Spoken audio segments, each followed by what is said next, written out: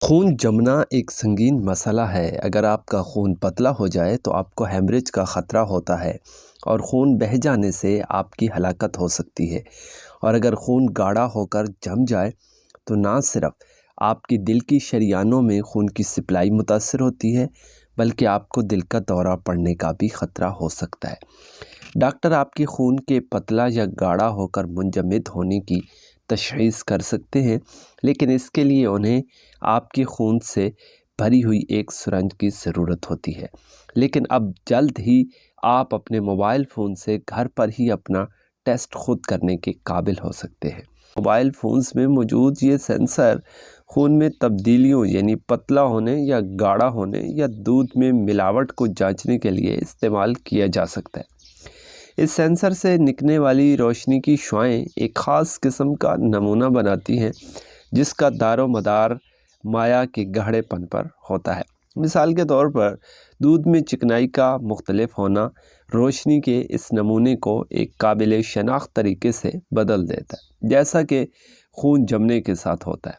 محققین کا کہنا ہے کہ وہ اس سینسر سے شیشے پر پڑے ایک چھوٹے سے خون کے قطرے سے خون کے خلیے اور اس کے گاڑھے پن یا پتلے ہونے کے بارے میں جان سکتے ہیں۔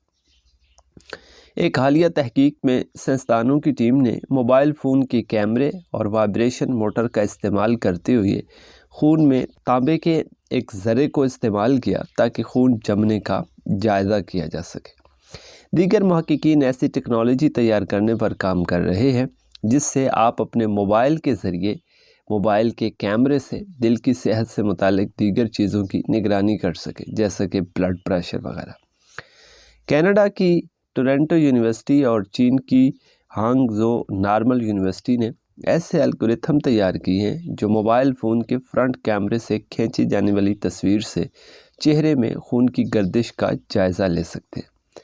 چینی سائنسدانوں کی ایک ٹیم نے ایک اور ایسا ہی الگورتھم تیار کیا ہے جو اسمارٹ فون سے لی گئی 4 تصاویر کا جائزہ لے کر آپ کے دل کی صحت سے متعلق نشاندہی کر سکتا ہے۔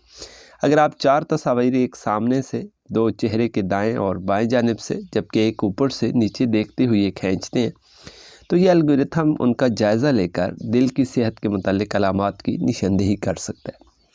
یہ الگورتھم آپ کی ٹھوڑی، ماتھے اور ناک میں آنے والی معمولی تبدیلیوں کا جائزہ لیتا ہے، جیسا کہ چہرے کی جھریاں اور جلد نیچے بننے والی چربی جنہیں انسانی آنکھ سے دیکھنا مشکل ہوتا ہے۔ اس تکنیک نے تقریباً 80% کیسز میں دل کے عارضے میں مبتلا افراد کی درست طور پر نشاندہی کی ہے، جبکہ 46% نشاندہی غلط بھی ثابت ہوئی ہے، جس کا مطلب یہ ہے کہ یہ چند افراد کو غیر ضروری طور پر پریشانی میں مبتلا کر سکتی ہے۔ چین کے دل کی بیماریوں کے ادارے میں کام کرنے والے امراض دل کے ماہرین کا کہنا ہے کہ یہ آلہ ان مریضوں کے لیے سستا، سادہ اور مؤثر طریقہ ہو سکتا ہے جنہیں مزید چیک اپ کی ضرورت ہے۔ امید کی جا رہی ہے کہ مستقبل قریب میں اسمارٹ فونز دل کی بیماریوں سے متعلق مزید سستا اور آسان طریقہ نکال لیں گے جس سے دل کی صحت کے متعلق زیادہ مصدقہ معلومات مل سکیں گی۔